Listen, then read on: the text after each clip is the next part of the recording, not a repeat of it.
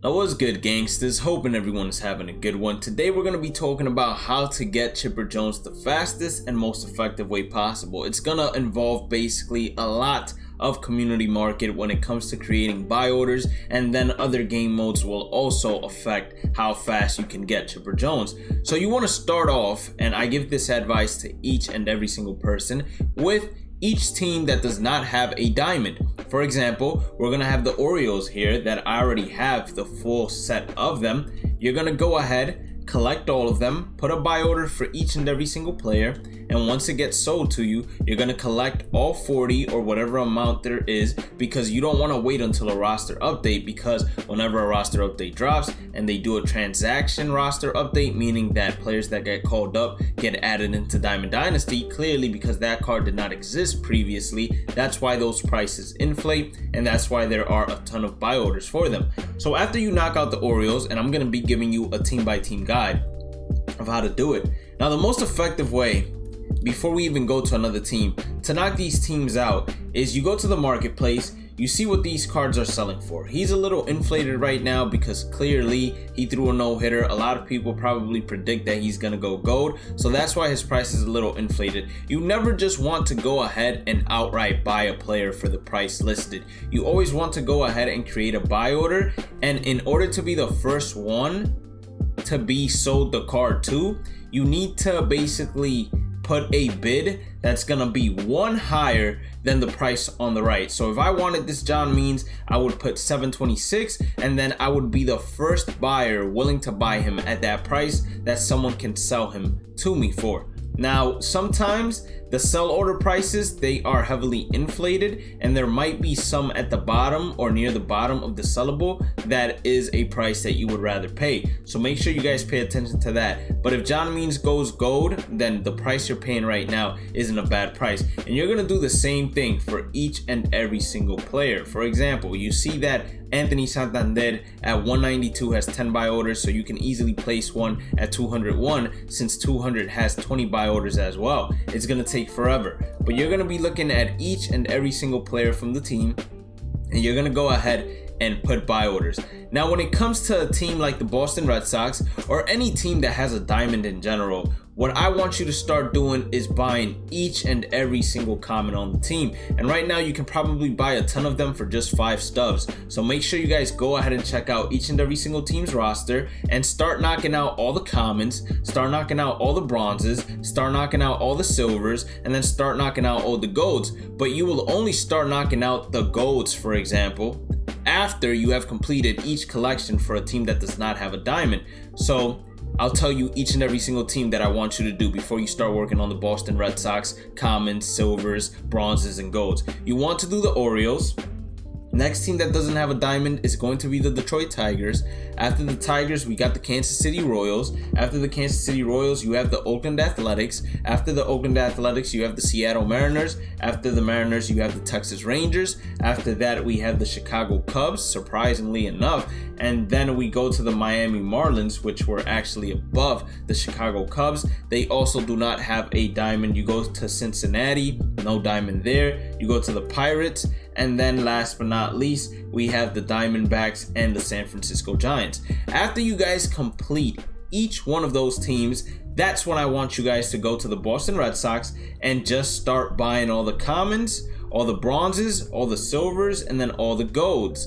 Why are you not buying the diamonds just yet? Because you want to focus on diamonds that in the long run, their prices will continue inflating. So for example, Mike Trout is a good example of a diamond that his price can continue to inflate. He's injured right now, so that means he's not getting any upgrades or downgrades. So you're not worrying about him performing bad and his price dropping, and you're not really worrying about his price increasing because he's performing well. But the one thing you need to be worried about is a stub sale, because if they do a stub sale, let's say 30% off, 30% off, all of these prices for cards like Mike Trout, like Ronald Acuna Jr., the gatekeepers of David Ortiz, not Steve Finley, Alfonso Soriano, and Chipper Jones, their prices are gonna inflate, and Mike Trout could very well be selling for $500K. So you want to start working with the big fish first. You want to start working towards Mike Trout. Once you get Mike Trout, you get the next most expensive diamond, which is Ronald Acuna Jr. He sells for over 200K.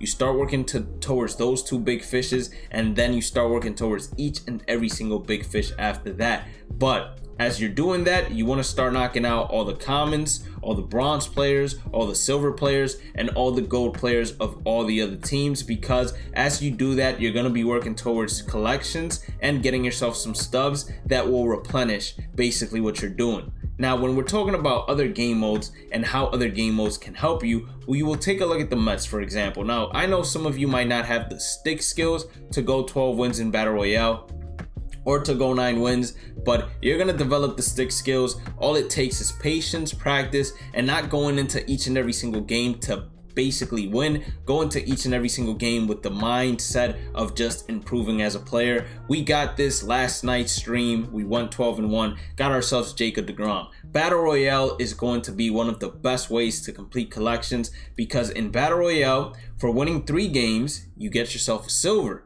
You can sell that silver, you can keep that silver, you also get a guaranteed pack. At 6 wins, you get a gold. So you'll be knocking out a ton of collections by doing this. If you get lucky enough to get 9 wins, you get yourself a diamond. You can get yourself one of the diamonds from a team like the White Sox that only have Liam Hendricks, and you basically can knock that team out afterwards because they don't have any more diamonds anymore, and it's all silvers, golds, bronzes, and commons. And then if you get 12 wins, you might get one of the real expensive ones like Ronald Acuna Jr. or Mike Trout, etc. But Battle Royale is definitely a great way, and it's not only through win streaks, because I don't want anyone thinking that you have to get these win streaks in order to actually make stubs in Battle Royale. You go towards the Battle Royale program, and all these cards, they're gonna be used later on for collections, 100%. You can buy them back later on after you complete the Chipper Jones collection if you want to, but do that at your own risk, because as soon as this Season 2 program ends, you can bet your money that these prices will go up. Now, the same thing for the golds,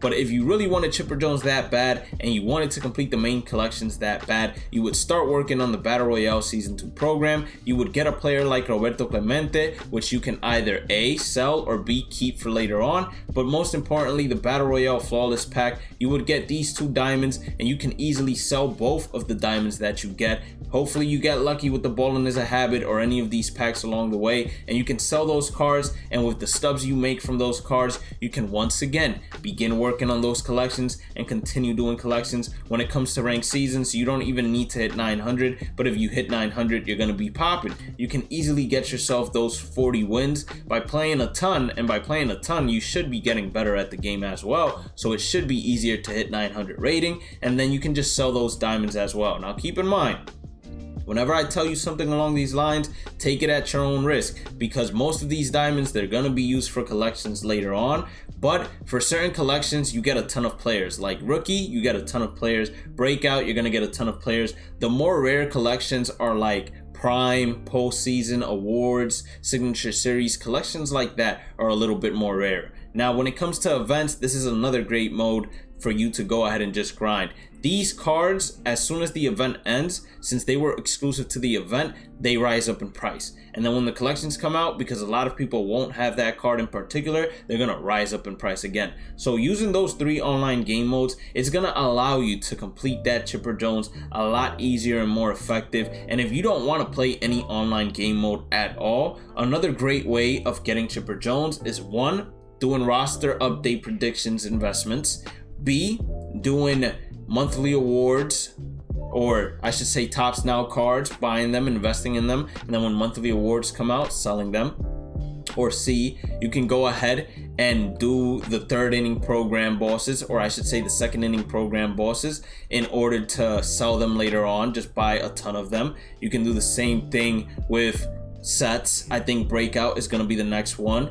Or D, you can just go into the community market and you can just flip cards. Now, a lot of people ask me, how exactly do you flip cards? Well, you look at a card that has a great differential between the buy now and sell now. Once you find a card that has a great differential, like Lee Smith is not a good one, because if you take 10% of 39.9K, you're basically at the sell now price that you paid for. But Don Mattingly is a great one. You buy a Don Mattingly for 34.9K and then you sell him for 42.4K. 10% cut is going to take roughly 4,200 away, so you're making 4K stubs a pop each and every single time you sell Don Mattingly. And as you continue to do that and progress, you can start small and then go up big. As you continue to do that and progress, you're going to be able to make a lot more stubs and then do the collections as well. But those are the methods that I would use in order to complete that Chipper Jones the fastest and most effective way possible. If you did end up enjoying today's content, make sure to hit that like button, red subscribe button. Don't forget to follow me on all my socials, because that's where you will get notified whenever I do go live. If you would like to become a member of the channel, it's that join button next to that red subscribe button, or the link in the side of the description. Have a blessed day and night. Stay positive, stay safe, stay blessed, and I will catch you all on the next one. Peace out.